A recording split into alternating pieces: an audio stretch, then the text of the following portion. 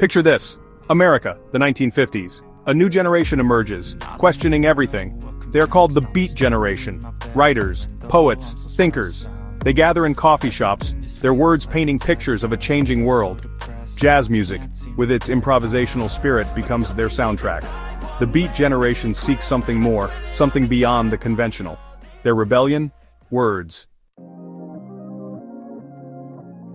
Cool becomes more than just a temperature, it's an attitude, a way of life. Cool cats are the epitome of this new coolness, effortlessly stylish and in tune with the Beat Generation's vibe. Groovy describes anything enjoyable, a good book, a cool jazz tune, a shared moment of understanding. To be hip is to be in the know, aware of the Beat Generation's cultural revolution. The Beat Generation's slang spreads beyond their circles, infiltrating mainstream culture. Teenagers, always on the cusp of change, embrace the Beat Generation's rebellious spirit. They coin their own slang, creating a secret language that sets them apart from their parents' generation. Square becomes the ultimate insult, describing anyone seen as conventional or out of touch. A drag is anything boring or dull, a stark contrast to the excitement of their teenage world.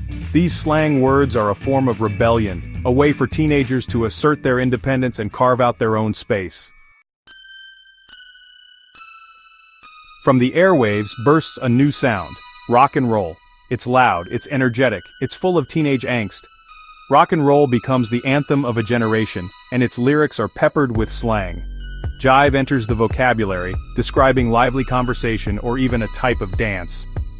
Rock and roll itself becomes synonymous with excitement, rebellion, and the thrill of the unknown.